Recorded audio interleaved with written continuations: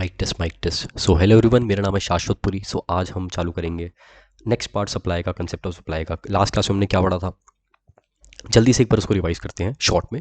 उसके बाद हम आगे के कंसेप्ट हम चालू करेंगे, या फिर जो कंसेप्ट हमारा बच गया था उसमें कुछ जो पार्ट है उसको कंटिन्यू करेंगे, फिर आगे के कंसेप्ट हम कंटिन्यू करेंगे। ठीक है, तो चलो। सबसे पहले जो हमने चीज़ पढ़ी थी वो ये थी कि हम इस चैप्टर को पढ़ते क्यों है, क्यों पढ़ते हैं हम इस चैप्टर को भाई। ये आइडेंटिफाई करने के लिए कौन सी ट्रांजेक्शन हमारी क्या है, सप्लाई। ठीक है, क्योंकि जो ट्रांजेक्शन हमारी सप्लाई है उसी ट्रांजेक्शन पर हम जीएसटी लगाएंगे, जो ट्रांजेक्शन सप्लाई नहीं है उस पर हम जीएसटी नहीं लगाएंगे, इन शॉर्ट। ठीक है, पहले ये। उसके बाद दिमाग की एक्सरसाइज। दो हमारे पास लोग थे, सप्लायर और रिसिपिएंट, डोरेमोन और नोबिता। ये दोनों आपस में ट्रांजेक्शन कर रहे हैं, हम ये जान रहे थे कौन कौन सी ट्रांजेक्शन सप्लाई है, कौन कौन सी नहीं है। ठीक है, दिमाग की एक्सरसाइज। हमें पता है ये चैप्टर क्या है, बस ये समझने के लिए ओवरव्यू कि कौन सी ट्रांजेक्शन सप्लाई हो सकती है, कौन सी ट्रांजेक्शन सप्लाई नहीं हो सकती। ठीक है, उसके बाद डेफिनेशन ऑफ सप्लायर हमने पढ़ी थी।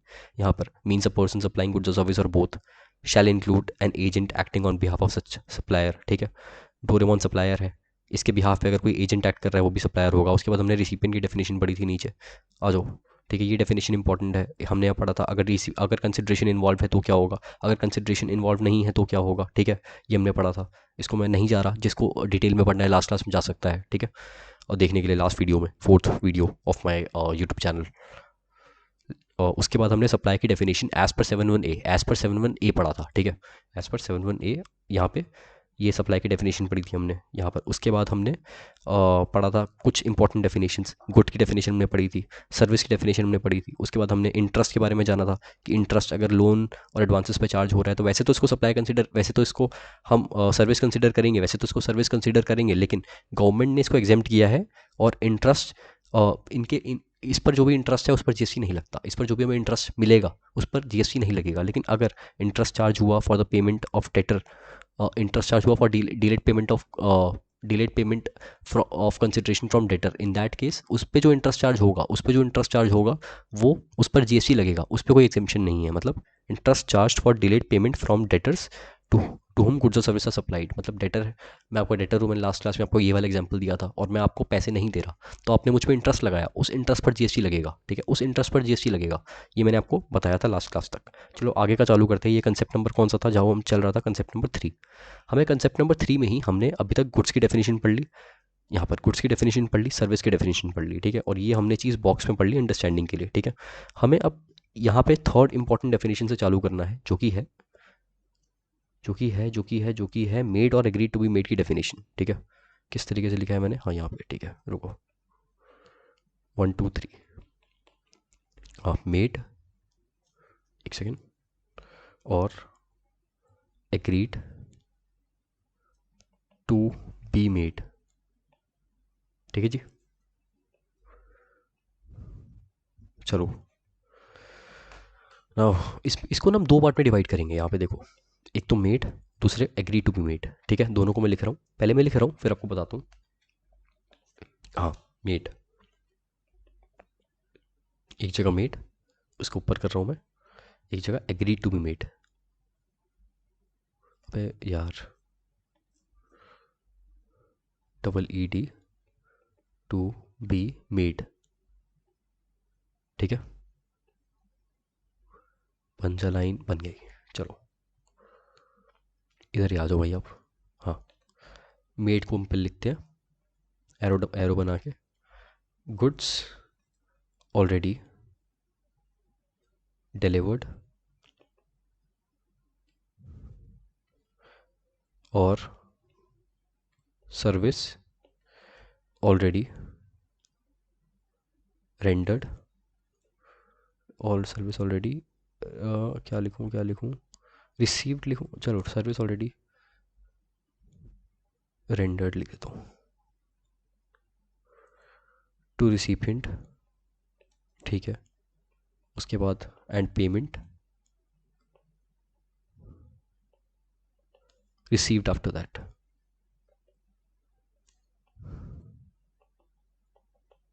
ठीक है, मेड की डेफिनेशन हो गई है।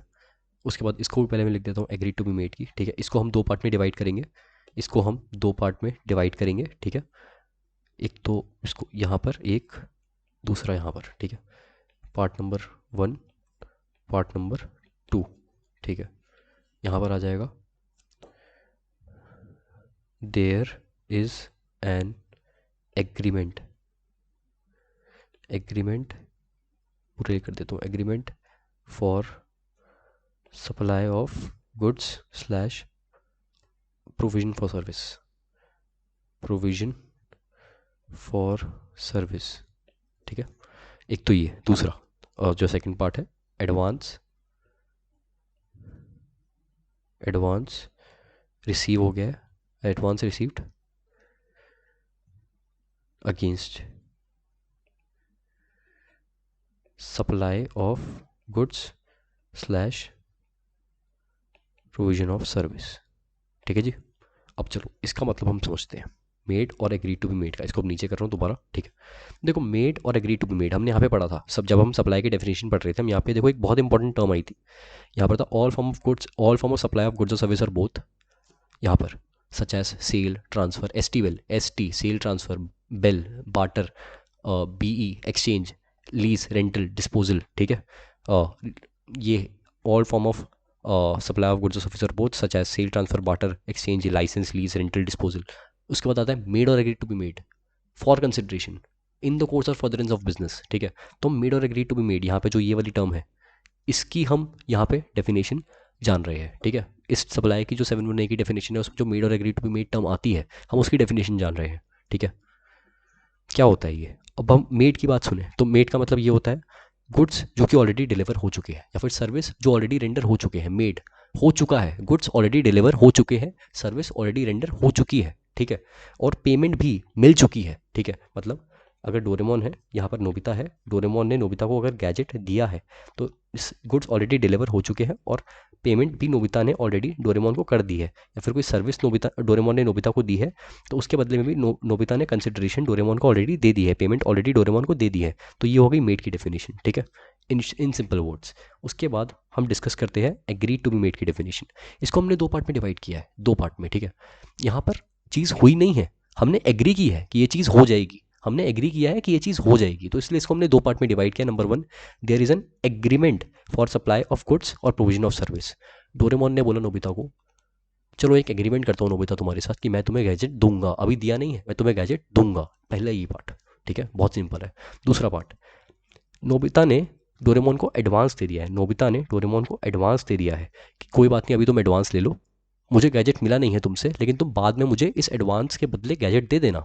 अभी तो मैं तुम्हें एडवांस दे रहा हूँ, बाद में तुम मुझे गैजेट दे देना, नोबिता कहता है डोरेमोन को। ठीक है ना, इसको दो पार्ट में हमने डिवाइड किया है, दोबारा एक बार बता रहा हूँ। एक कि एग्रीमेंट है फॉर सप्लाई ऑफ गुड्स और प्रोविजन ऑफ सर्विस, एक एग्रीमेंट है डोरेमोन के द्वारा कि वो उसको गैजेट देगा नोबिता को। ठीक है, और दूसरा, नोबिता ने एडवांस दे दिया है डोरेमोन को, अभी नोबिता को गैजेट मिला नहीं है लेकिन फिर भी नोबिता ने डोरेमोन को एडवांस दे दिया है। ये दूसरा पार्ट है। ठीक है, there is an agreement for supply of goods और provision of service, advance second part है, advance received against supply of goods और प्रोविजन ऑफ सर्विस। मैं आशा करता हूँ आपको मेड और एग्री टू बी मेड की डेफिनेशन समझ आ गई होगी मेरे इस अजीब से एग्जाम्पल से। ठीक है, वैसे समझने की ज़रूरत नहीं थी इसको, इतनी सिंपल है, बट स्टिल टेक्निकलिटीज़ के लिए मैं समझा देता हूँ थोड़ा। ठीक है, वैसे जीएसटी इतनी मुश्किल है नहीं, टू बी वेरी ऑनेस्ट, आपको भी समझ आ रहा होगा, बस एक बार पढ़ो, किसी का लेक्चर देख लो, खुद पढ़ोगे समझ आ जाएगा, लेकिन जिन बच्चों को खुद नहीं पढ़ा जाता उनके लिए मैं हूँ सहारा। चलो, हाँ, मैं ऑनेस्टली बोल रहा हूँ, खुद पढ़ सकते हो आप यार, हालांकि मैंने खुद नहीं पढ़ा, झूठ नहीं बोलूँगा। हाँ चलो, अगली डेफिनेशन की तरफ बढ़ते हैं हम। अगली डेफिनेशन है हमारी कंसिडरेशन की। लाइन बना दी, चलो कोई बात नहीं, रेड से लिखा था ना। हाँ, ये डेफिनेशन थोड़ी सी इंपॉर्टेंट है।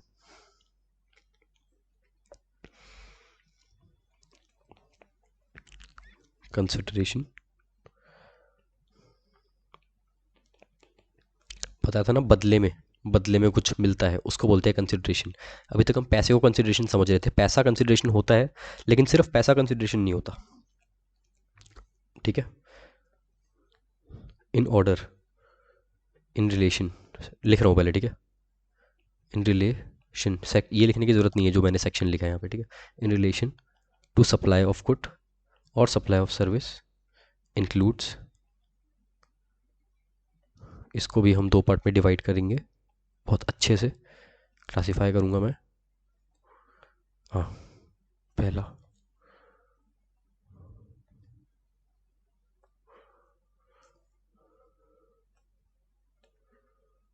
एनी पेमेंट मेड और टू बी मेड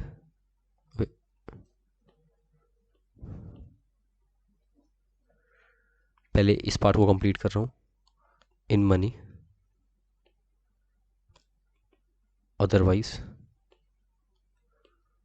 और तो मैंने लिखा ही नहीं यहाँ पे, मनी और अदरवाइज, ठीक है। उसके बाद यहाँ पे ब्लू से लिखा था, हाँ ठीक है, monetary value, monetary value, value लिखा ही नहीं, बताओ, ऑफ एनी एक्ट और फॉरबेरेंस, ठीक है जी। उसके बाद यहाँ पे दोनों के लिए कॉमन है, वेदर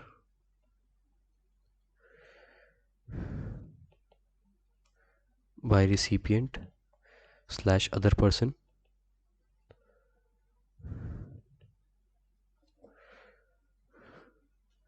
in respect of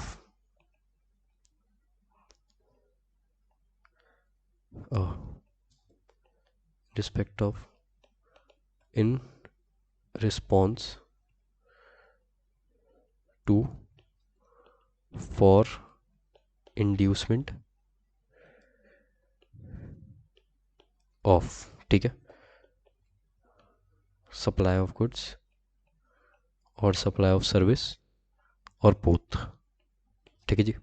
चलो अब इसका मतलब हम समझते हैं, जल्दी से आ जाओ इधर, ये क्या हो रहा है। हाँ देखो, कंसिडरेशन का मतलब क्या होता है, कंसिडरेशन का मतलब in relation to supply of goods या फिर in relation to supply of service. हम सप्लाई ऑफ गुड्स या फिर सप्लाई ऑफ सर्विस के बदले में ही तो कुछ देंगे सामने वाले को। अगर मुझे डोरा केक मिल रहा है, गुड मिल रहा है, तभी तो मैं उसको कंसिडरेशन दूंगा, पैसे दूंगा बदले में, या फिर मुझे कोई सर्विस दे रहा है, कंसल्टेंसी सर्विस, उसके बदले में ही तो मैं मनी दूंगा, कंसिडरेशन दूंगा, ठीक है। तो कंसिडरेशन हमेशा in relation to supply of goods और सप्लाई ऑफ सर्विस होता है, ठीक है, in relation to supply of goods और supply of service. Part number 1, अगर मान लो कंसिडरेशन मनी में है या फिर अदरवाइज है, अदरवाइज का मतलब आप समझ लो सिक्योरिटीज़ में है, गोल्ड में है, अजीब सा मैं बोल रहा हूँ, किसी भी चीज़ में हो सकती है, सिल्वर में हो सकती है, आपकी बिटकॉइन भी हो सकती है, ठीक है। मतलब या तो मनी में है या तो अदरवाइज में है, मनी भी कोई भी हो सकती है, डॉलर वॉलर जो भी होगा, ठीक है। अगर consideration any payment is made और to be made in money और अदरवाइज, ठीक है, या फिर monetary value of any act या फॉरबिडेंस। खाली देखो, कंसिडरेशन खाली मनी में नहीं हो सकती, कंसिडरेशन मनी के अलावा बिटकॉइन में भी हो सकती है, या फिर गोल्ड में हो सकता है, सिल्वर में हो सकता है, या फिर सिक्योरिटीज़ में हो सकता है, शेयर्स आपके, ठीक है, डिवेंचर्स, बॉन्ड्स, इन सब में भी कंसिडरेशन हो सकता है। ये भी कंसिडरेशन कहलाई जा सकती है अगर मैं हिंदी में बोलूँ तो। लेकिन अगर मैं आपको बोलूँ, अगर मैं आपको ऐसा बोलूँ कि अगर आपने सामने वाले को पैसे नहीं दिए, अगर आपने सामने वाले को सिक्योरिटी नहीं दी, या फिर बिटकॉइन नहीं दिया, या फिर कुछ भी अदरवाइज नहीं दिया, मनी मनी के जैसी चीज़, तो वो भी कंसिडरेशन होगा। अगर मैं आपको ये बोलूँ तो क्या आप मानोगे? चलो एग्जाम्पल देता हूँ आपको, एग्जाम्पल देता हूँ आपको एक। मान लो ये रहा डोरेमोन, ये रहा नोबिता, ठीक है। अब डोरेमोन ने नोबिता को गैजेट दिया। अब नोबिता कहता है, यार नोबिता, डोरेमोन मेरे पास ना पैसे नहीं है, मैं क्या करूँ? In the course of business दोनों ट्रांजेक्शन कर रहे हैं अभी, ठीक है। ये मैं समझना पर्सनल नेचर की ट्रांजेक्शन है, मेरा एग्जाम्पल है in the course of business, ठीक है। तो नोबिता कहता है, चलो डोरेमोन, मैं ना तुम्हारे पैर दबा दूंगा। डोरेमोन के पैर छोटे छोटे से हैं, तो उसको दर्द हो रहा था उसके पैरों में, तो नोबिता ने उसके पैर दबा दिए और नोबिता ने डोरेमोन को शोल्डर मसाज दे दी। तो ये बदले में कोई एक्ट कर दिया यहाँ पे, नोबिता ने डोरेमोन के लिए कोई एक्ट कर दिया, ठीक है। तो इस एक्ट की मॉनेटरी वैल्यू, मतलब देखो, अगर डोरेमोन कहीं और से पार्लर वालर जाके मसाज करवाता, थोड़े थोड़े पैसे लगते, नोबिता ने वो पैसे बचा लिए, ठीक है। नोबिता ने एक ऐसा एक्ट किया डोरेमोन के साथ जिसकी मॉनेटरी वैल्यू भी कंसिडरेशन कहलाएगी। समझे? नोबिता ने जो डोरेमोन को मसाज किया है शोल्डर पे, और जो डोरेमोन के पैर दबाए हैं, ठीक है, उस एक्ट की मॉनेटरी वैल्यू भी कंसिडरेशन है। या फिर फॉरबियरेंस का मतलब होता है कोई काम ना करना, कोई काम ना करना। सर अगर कोई काम नहीं हो रहा है तो यहाँ पे कंसिडरेशन वो हो कैसे सकता है? बिल्कुल हो सकता है, समझाता हूँ आपको। मान लो डोरेमोन नोबिता को दे रहा है गैजेट, अगेन डोरेमोन दे रहा है नोबिता को गैजेट, ठीक है। अब नोबिता कहता है, ना मैं तेरे पैर दबाऊंगा, ना मैं तुझे पैसे दूंगा, ना मैं तुझे अदरवाइज कोई चीज़ दूंगा। अब बता मैं क्या करूं? तो डोरेमोन कहता है यार तू बस एक प्रॉमिस कर दे मेरे से। डोरेमोन नोबिता को कहता है, या याद है वो मैंने ना उस दिन वो वॉच तोड़ दिया था, मतलब उस दिन मैंने वॉच तोड़ दिया था और मम्मी को बोला था वो खो गया है वो, मम्मी को कोई बताइयो मत। मतलब मना कर रहा है डोरेमोन की ये काम नोबिता तुम मत करना। नोबिता कहता है ठीक है मैं ये काम नहीं करूंगा। तो ये काम ना करना भी कंसिड्रेशन होगा। इस काम को ना करने की मॉनेटरी वैल्यू भी कंसिड्रेशन होगी। मैंने बहुत अजीब सा एग्जांपल दिया है। बिजनेस में मान लो, अगर मान लो कोई एम्प्लॉय है और कोई एम्प्लॉयर है, ठीक है। नहीं नहीं नहीं, सॉरी सॉरी सॉरी, अगर मान लो कोई कंपनी है, ठीक है, उस कंपनी को कोई बंदा बहुत पसंद आ रहा है और वो बंदा दूसरी कंपनी में काम करता है। मान लो ये एक्स कंपनी है, एक मिनट ये हटने दो, ये एक्स लिमिटेड है, ठीक है, ये कंपनी है। और मान लो ये एक एम्प्लॉय है जो कि वाई लिमिटेड में काम करता है। और अगर एक्स लिमिटेड यहाँ पर इस एम्प्लॉय को कुछ कुछ सर्विस दे रही है, कोई गुड दे रही है, ठीक है, फॉर एग्जांपल, और बदले में ये बस एम्प्लॉय से ये कॉन्ट्रैक्ट साइन करवा रही है कि तुम इस वाई लिमिटेड में काम नहीं करोगे। तो ये फॉरबेरेंस का एग्रीमेंट हो रहा है एक तरीके से कि तुम ये काम नहीं करोगे। तो इस फॉरबेरेंस को भी हम हम कंसिडरेशन कंसिडर करेंगे, इस फॉरबियरेंस को भी हम कंसिडरेशन कंसिडर करेंगे, ठीक है। तो यहाँ पर पहला तो कंसिडरेशन हो सकता है, एक मिनट कहा गया, पहले तो कंसिडरेशन हो सकता है मॉनेटरी वैल्यू ऑफ, पहले तो कंसिडरेशन हो सकता है मनी में या फिर अदरवाइज में। दूसरा हो सकता है monetary value of any act और फॉरबियरेंस, किसी काम को ना करना, ठीक है। यहाँ तक आपको समझ आया। और ये होना चाहिए बाय रिसिपिएंट या फिर कोई दूसरा पर्सन, रिसिपिएंट के बिहाफ पे जो एक्ट कर रहा हो, ठीक है। बाय रिसिपिएंट मतलब कंसिडरेशन मिलना चाहिए बाय रिसिपिएंट या रिसिपिएंट के बिहाफ पे जो बंदा काम कर रहा हो उसके द्वारा, ठीक है ना। हाँ, in respect of, in response to, in inducement of supply of goods और सप्लाई ऑफ सर्विस और बोथ। कंसिडरेशन जब भी मिलेगा तो वो in respect of supply of goods या फिर in respect of supply of service मिलना चाहिए। अगर आप सामने वाले को पैसे दे रहे हो तो आप सामने वाले को पैसे दोगे, या तो आपको सामान मिल रहा है, कोई गुड मिल रहा है, उसके बेसिस पे पैसे दोगे, या तो आपको सर्विस मिल रही है उसके बेसिस पे पैसे दोगे। अदरवाइज आप पैसे क्यों दोगे। तो कंसिडरेशन रिसिपिएंट को देनी है, और रिसिपिएंट को देनी है फॉर सप्लाई ऑफ गुड्स और for supply of service to another person that is supplier, और a person acting on the behalf of supplier that is agent. Okay, जो हमने अभी तक पढ़ा वो ये था। चलो जी आगे बढ़ते हैं। ये डेफिनेशन भी हमारी कंप्लीट हो गई, बहुत अच्छी डेफिनेशन है, लेकिन इसमें एक पॉइंट हमें और पढ़ना है कि कंसिडरेशन में क्या नहीं आता है, और बहुत शॉर्ट में मैं आपको बताऊंगा वो। It shall not include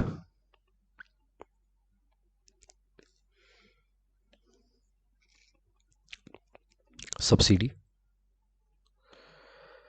given by central government या फिर स्टेट गवर्नमेंट। अगर सेंट्रल गवर्नमेंट या स्टेट गवर्नमेंट कोई सब्सिडी दे रही है तो वो कंसिडरेशन में नहीं आएगा। एक और चीज़, deposit for payment of supply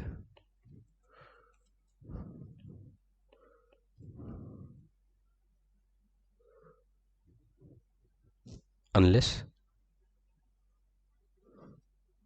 supplier applies the deposits as consideration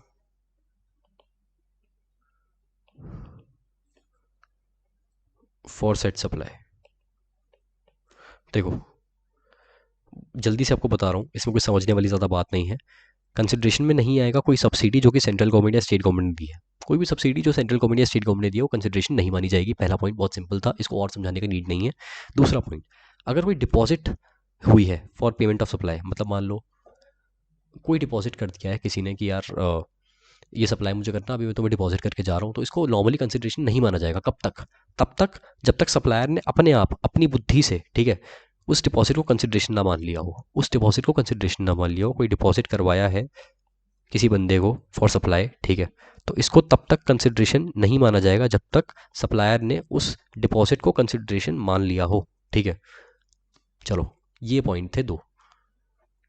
BCom honours को मुझे लगता नहीं इतने रेलिवेंट है, बट स्टिल मैंने आपको बता दिया है अंडरस्टैंडिंग के लिए। मेन आपको कंसिडरेशन की डेफिनेशन ये ज़्यादा इंपॉर्टेंट है, ठीक है। चलो आगे बढ़ते हैं, ये वाला कंसेप्ट हमारा पूरा खत्म हो चुका है।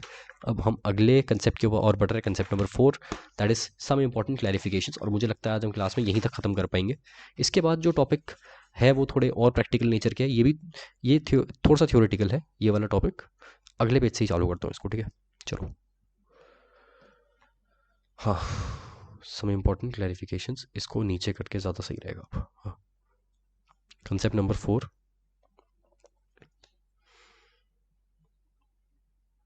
some important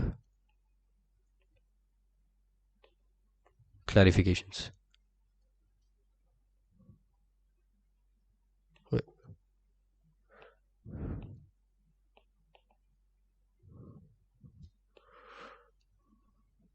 कुछ क्लैरिफिकेशन गवर्नमेंट दे दी जाती है, तो वो क्लैरिफिकेशन आपको बताऊंगा क्या क्या क्लैरिफिकेशन गवर्नमेंट ने हमें दी है। पहली क्लैरिफिकेशन, डोनेशन लिख रहा हूँ पहले, ठीक है। Donation received by charitable institutions from individual donor without quid pro quo। इसको राइट से लिखूंगा, रुको।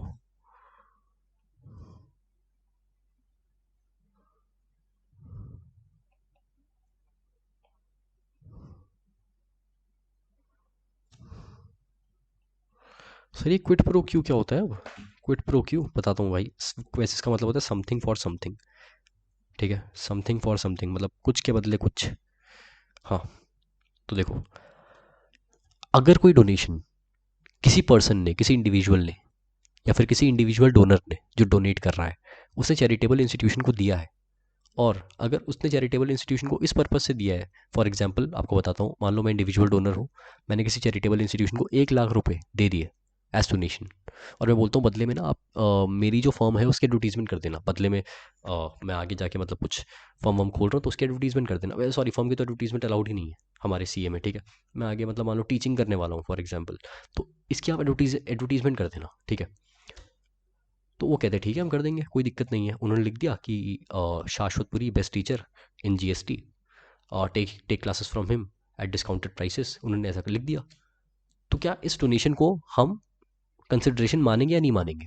इसको मानेंगे, क्योंकि यहाँ पर क्विट प्रो क्यू है, समथिंग फॉर समथिंग। मैंने डोनेशन दिया, दैट इज समथिंग, उन्होंने मुझे एडवर्टीजमेंट दी उसके बदले में, that is also something. Something for something relationship बन गया यहाँ पे, क्विट प्रो क्यू रिलेशनशिप बन गया यहाँ पे, ठीक है। तो इसमें हम यहाँ यही पढ़ेंगे, अगर समथिंग फॉर समथिंग है तो उसको कंसिडरेशन बोलेंगे डोनेशन में, अगर समथिंग फॉर समथिंग नहीं है, क्विट प्रो क्यू नहीं है, तो उसमें हम डोनेशन डोनेशन को हम नहीं बोलेंगे एज कंसिडरेशन। पहले ये पढ़ते हैं, जल्दी से लिखते हैं, चलो। जो मैं बोल रहा हूँ वही लिखने वाला हूँ। Donation such donations are treated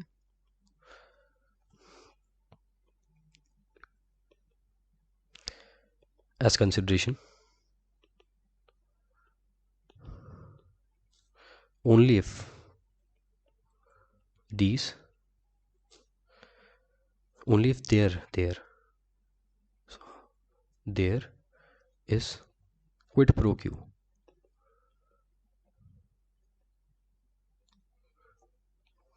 something for something,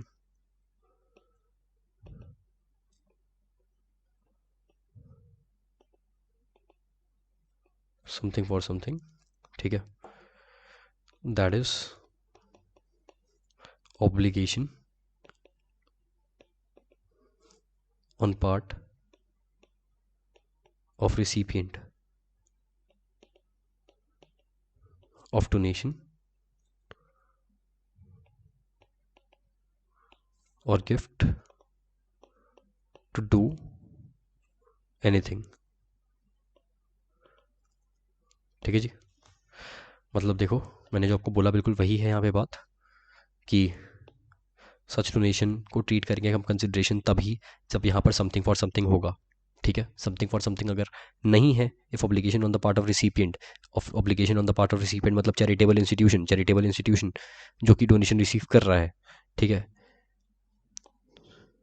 if, एक मिनट, मैंने कुछ गलत लिख दिया क्या? Obligation on the part of recipient of donation to do anything, हाँ ठीक है, सही सही लिखा है, सही लिखा है। दैट इज़, यहाँ पे दैट इज़ है ना, मैं इसको पढ़ना भूल गया, सॉरी। मुझे लगा ये क्या लिख दिया मैंने, ये तो गलत लिख दिया, सॉरी। देखो यहाँ दोबारा पढ़ रहा हूँ मैं। Such donations are treated as obligation as consideration only if there is quid pro quo, that is something for something. अगर समथिंग फॉर समथिंग है, बदले में कुछ हमें मिल रहा है डोनेशन के, तो उसको हम कंसिडरेशन बोलेंगे। और समथिंग फॉर समथिंग का मतलब क्या है यहाँ पे ये बताया है, समथिंग फॉर समथिंग का मतलब है कि obligation on the part of recipient, that is charitable institution of the donation, ठीक है, ऑफ द डोनेशन और गिफ्ट टू डू एनीथिंग। मतलब एडवर्टीजमेंट कर दिया उन्होंने, मान लो फॉर एग्जांपल एडवर्टीजमेंट कर दिया और उससे जो गिवर है, जो डोनेटर है, उसका बेनिफिट हो गया कोई, तो इसको हम बोलेंगे कंसिडरेशन। यहाँ पर हमने ये बता दिया आपको पहले। उसके बाद आगे का पार्ट हम लिखते हैं। आगे का पार्ट पहले लिख रहा हूँ फिर समझाता हूँ। व्हेन नेम, ये एक्सेप्शन है एक, समझ लो एक, when name of the donor displayed is displayed, DIS,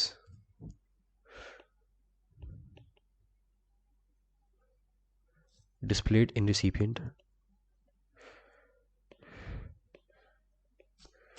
recipient's institution or premises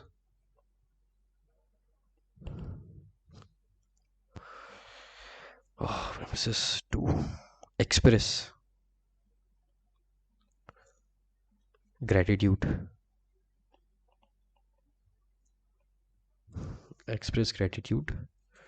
and public recognition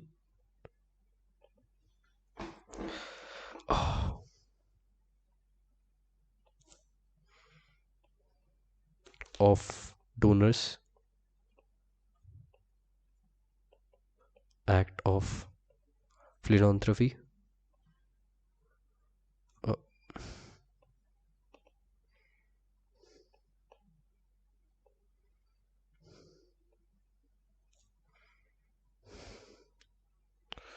philosophy का मतलब होता है परोपकार।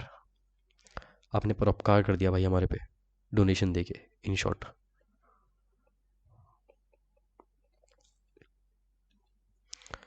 Plus and not aimed at giving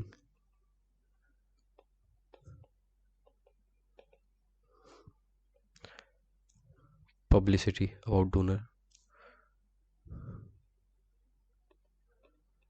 about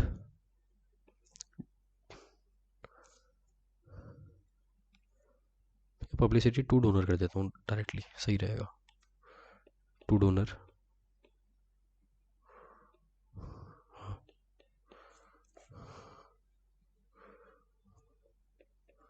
then no supply of service for consideration, ठीक है।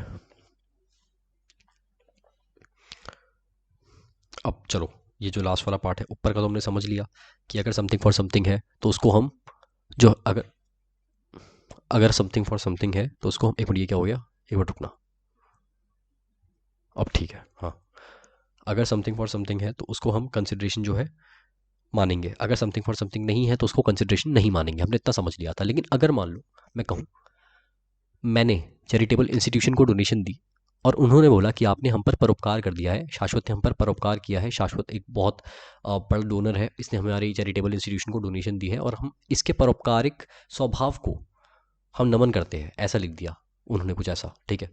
तो वो मेरे इस एक्ट की प्रशंसा कर रहे हैं कि मैंने डोनेशन दिया है और मैं बहुत परोपकारी इंसान हूँ, ठीक है। तो इसको हम, अगर उन्होंने चैरिटेबल इंस्टीट्यूशन ने इस चीज़ को मेंशन किया, अगर मेरे परोपकारिक व्यवहार को उन्होंने मेंशन किया, तो उस केस में उसको कंसिडरेशन नहीं बोला जाएगा, ठीक है। लेकिन अगर उन्होंने एडवर्टीजमेंट कर दी मेरी कोचिंग का, या अगर उन्होंने एडवर्टीजमेंट कर दी मेरी बिजनेस का, किसी भी तरीके की मुझे सर्विस दे दी इस तरीके की एडवर्टीजमेंट की, तो उस केस में उसको हम मानेंगे सर्विस। लेकिन अगर मेरे परोपकारिक नेचर की, मेरे एक्ट ऑफ फिलोंथ्रफी की, उस केस में उन्होंने इसका मेंशन किया, तो इसको हम सप्लाई ऑफ सर्विस नहीं मानेंगे और इसको हम कंसिडरेशन नहीं मानेंगे, ठीक है। इस चीज़ को कंसिडरेशन नहीं मानेंगे हम। यहाँ पर समथिंग फॉर समथिंग नहीं है, यहाँ पर वो अपनी मर्जी से मेरे इस परोपकारिक व्यवहार की प्रशंसा कर रहे हैं, हिंदी में अगर आपको बताऊँ तो, ठीक है। चलो यहाँ पे लिखा है when name of donor is displayed in recipient's institution और प्रेमिसेस टू एक्सप्रेस ग्रेटिट्यूड। वो ग्रेटिट्यूड एक्सप्रेस कर रहे हैं कि भाई तुमने हमारा जो है हमारे ऊपर परोपकार किया है डोनेशन देकर हमारे इंस्टीट्यूशन पर, और इसीलिए इस चीज़ को हम कंसिडरेशन नहीं मानेंगे क्योंकि इसमें कोई एडवर्टीजमेंट नहीं हो रही, सिर्फ वो ये बता रहे हैं कि इस बंदे ने बहुत अच्छा काम किया है, हम पे परोपकार किया है डोनेशन देके, बस इतना उन्होंने बोला है। चलो ये क्लैरिफिकेशन थी गवर्नमेंट की, ठीक है, कि कब कब हम जब डोनेशन दे रहे हैं चैरिटेबल इंस्टीट्यूशन को उसको हम कंसिडरेशन मानेंगे और कब हम कंसिडरेशन नहीं मानेंगे डोनेशन को जो हम चैरिटेबल इंस्टीट्यूशन को दे रहे हैं। चलो आगे। दूसरी क्लैरिफिकेशन, पहली थोड़ी बड़ी थी, दूसरी थोड़ी छोटी है clarification. Artworks sent by artists to galleries for exhibitions. मेरी राइटिंग आज बहुत गंदी आ रही है और पहले से भी ज़्यादा। सही करूँगा, मेरा सेटअप ना थोड़ा आज बिगड़ा हुआ है, I am so sorry.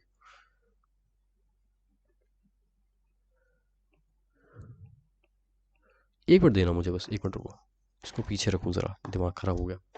Chair, हाँ अब बेटर होगी थोड़ी राइटिंग मुझे लग रहा है। हाँ चलो, इसको इधर, इसको इधर, हाँ ठीक है। Art work send by artist to galleries for exhibitions, ये हमारा था पॉइंट। हाँ ठीक है, अब पहले लिख देता हूँ इसको जल्दी से। No consideration flows no consideration flows from gallery to artist when art work sent to gallery for exhibition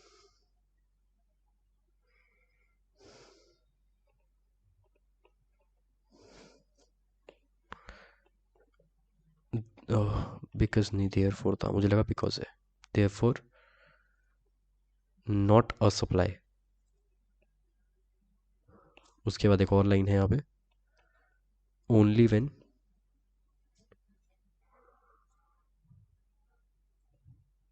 buyer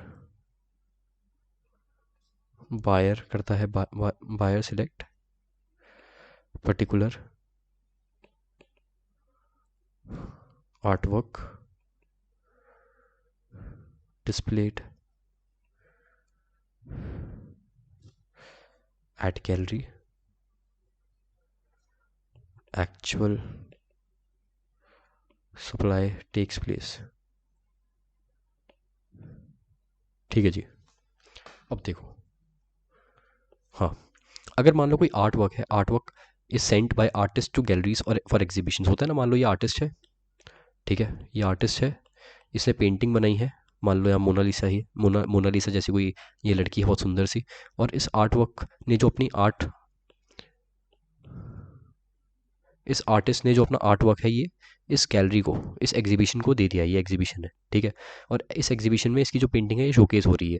तो क्या जो इसने ये अपनी पेंटिंग इस एग्जीबिशन को दी है या फिर इस गैलरी को दी है, क्या इसको हम सप्लाई कंसिडर करेंगे? इसको सप्लाई कंसिडर नहीं करेंगे, क्योंकि कोई कंसिडरेशन फ्लो नहीं हो रहा एग्जीबिशन से आर्टिस्ट को। कंसिडरेशन तभी फ्लो होगा जब यहाँ पर कोई बंदा आएगा, मैं तो चला पेंटिंग खरीदने, और पेंटिंग उसने खरीद ली और पैसे दे दिए एग्जीबिशन को, और एग्जीबिशन उस केस में यहाँ पर जो ये आर्टिस्ट है उसको पेमेंट करेगी, ठीक है। तो इन शॉर्ट, जब आर्टिस्ट अपने आर्ट वर्क को एग्जीबिशन में भेज रहा है तब वो सप्लाई कंसीडर नहीं होगा, क्योंकि कोई कंसिडरेशन फ्लो नहीं हो रहा फ्रॉम एग्जीबिशन टू आर्टिस्ट। लेकिन अगर वहाँ पर कोई बंदा आ गया खरीदने पेंटिंग को, तो उस केस में एक्चुअल सप्लाई टेक प्लेस होगा, उस केस में एक्चुअल सप्लाई टेक प्लेस होगा। लेकिन अगर सिर्फ आर्ट वर्क को भेजा जा रहा है एग्जीबिशन में, तो उस केस में उसको सप्लाई नहीं कंसिडर किया जाएगा, क्योंकि कोई पैसे नहीं मिल रहे आर्टिस्ट को। चलो दोबारा इसको पढ़ रहा हूँ जल्दी से। No consideration flows from gallery to artist when art work sent from gallery for exhibition, therefore not a supply, ठीक है।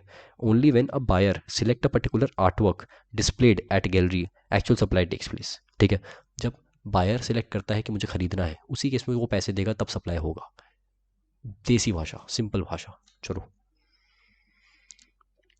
कुछ और क्लैरिफिकेशन है, इसको आज ख़त्म करके मैं क्लास ख़त्म करूँगा, हो सकता है वीडियो बंद हो जाए, तो प्लीज़ कोऑपरेट कर लेना थोड़ा सा, ठीक है। 5 मिनट मेरे ख्याल से और लगेंगे, 5 से 7 मिनट मैक्स टू मैक्स, ठीक है। वीडियो बंद हो जाए तो सुन लेना। चलो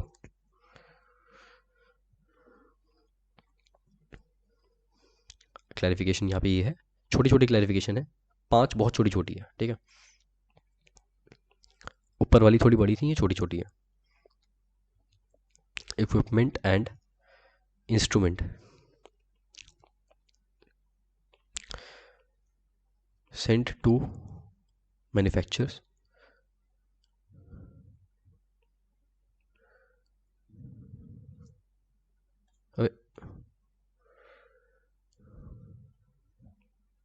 सेंट टू मैन्युफैक्चरर्स। भाई राइटिंग भाई कितनी गलत आ रही है, इतनी गलत राइटिंग भाई। मेरे को सब राइटिंग के लिए मुझे हमेशा से बोलते रहे कि भाई राइटिंग तेरी बहुत ख़राब है।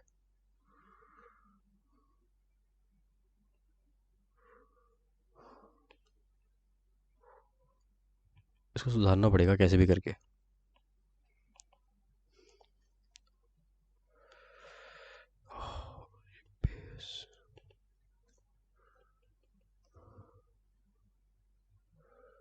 रिपेयर्स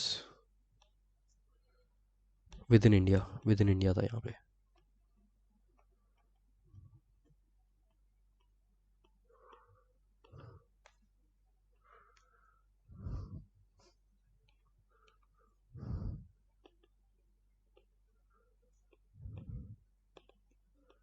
देखो इन शॉर्ट यहाँ मैं क्या क्या बताना चाह रहा हूँ, अगर कोई इक्विपमेंट या फिर कोई इंस्ट्रूमेंट कोई मैन्युफैक्चरर के फैक्ट्री में भेजी जा रही है, कोई फैक्ट्री है उसमें कोई इक्विपमेंट या फिर कोई इंस्ट्रूमेंट भेजा जा रहा है रिपेयर के पर्पस में, रिपेयर करने के पर्पस से किसी मशीनरी को फॉर एग्जांपल आप समझ लो विद इन इंडिया, और वो इक्विपमेंट या फिर वो इंस्ट्रूमेंट रिटर्नेबल बेसिस पे भेजे जा रहे हैं किसी मैन्युफैक्चरर के फैक्ट्री में रिपेयर करने के पर्पस से, तो उस केस में क्या क्लैरिफिकेशन है, क्या उन उसके मूवमेंट को या फिर क्या क्या समझ आया आपको? दोबारा बोल रहा हूँ एक बार। देखो मेरी वीडियो बंद हो गई है, ठीक है, सुनते रहना बस, मैं ज़्यादा टाइम लूँगा आपका। कोई इक्विपमेंट या फिर कोई इंस्ट्रूमेंट अगर किसी मैन्युफैक्चर की फैक्ट्री है वहाँ पर, किसी मान लो फॉर एग्जांपल मशीनरी को रिपेयर करने के लिए भेजा जा रहा है, ठीक है, मशीनरी को रिपेयर करने के लिए भेजा जा रहा है, तो क्या इक्विपमेंट और इंस्ट्रूमेंट को यहाँ पे सप्लाई कंसीडर किया जाएगा, इनके भेजे जाने को क्या सप्लाई कंसीडर किया जाएगा विद इन इंडिया? और ये रिटर्नेबल बेसिस पे भेजे जा रहे हैं, रिटर्नेबल बेसिस, तो क्या इसको सप्लाई कंसीडर किया जाएगा? उस पर ही क्लैरिफिकेशन है। क्लैरिफिकेशन ये है कि not supply, it is not a supply as removal of goods without consideration, ठीक है, sufficient to issue challan. Challan क्या होता है? अब इतना समझ लो चलान क्या होता है। मान लो किसी गुड को अगर मूव करना है from one place to another, तो वहाँ पर ना आप मूवमेंट ऑफ गुड्स के लिए आप चलान इशू कर सकते हो, और जब आप चलान इशू करते हो तो मतलब आप वो गुड को मूव करने के लिए इशू कर रहे हो, सप्लाई करने के लिए नहीं, ये माना जाता है, ठीक है। और उस केस में आपको उस केस में अगर आप चलान इशू कर रहे हो तो उसको सप्लाई कंसिडर नहीं किया जाएगा, इस पर जीएसटी नहीं लगेगा फालतू में, ठीक है, अगर आप मूव कर रहे हो गुड्स को। नहीं तो पता लगे आप गुड्स मूव कर रहे हो उस पर जीएसटी लग रहा है, ठीक है। जब आप गुड्स मूव कर रहे हो from one place to another within India, तो उस केस में आप चलान इशू कर दो, उस पर आपको जीएसटी नहीं लगेगा, ठीक है, उसको सप्लाई कंसिडर नहीं किया जाएगा, इसलिए आपको जीएसटी नहीं लगेगा, ठीक है। देखो यहाँ पे क्या बोला मैंने, not a supply as removal of goods without consideration है यहाँ पे, not a supply as removal of goods without consideration, sufficient to issue challan, ठीक है, sufficient to issue challan for movement of goods without supply. देखो यहाँ पे ना चार छोटे छोटे बच रहे हैं, सोच रहा हूँ कल ही करा दूँ आपको, ठीक है। बहुत छोटे छोटे हैं चार, वीडियो ऑन करके थोड़ा ज़्यादा अच्छा लगता है कराने में, तो चलो ये चार आपको कल कराता हूँ। आज की क्लास यहाँ पे ख़त्म करते हैं। Thank you so much for listening to me and इस क्लास कोशिश करते हैं चैप्टर को थोड़ा जल्दी और ख़त्म करने के लिए। ये चैप्टर थोड़ा सा बड़ा है और समझने में थोड़ा मैं चाहता हूँ आपको ज़्यादा एम्फेसिस दूँ, बिकॉज इस चैप्टर की अंडरस्टैंडिंग और पहले वाले चैप्टर की अंडरस्टैंडिंग आपको आगे वाले चैप्टर्स में बहुत काम आएंगी। तो thank you so much for listening till the end. आशा करता हूँ आपको आज का समझ आया होगा पूरा, and a very happy day.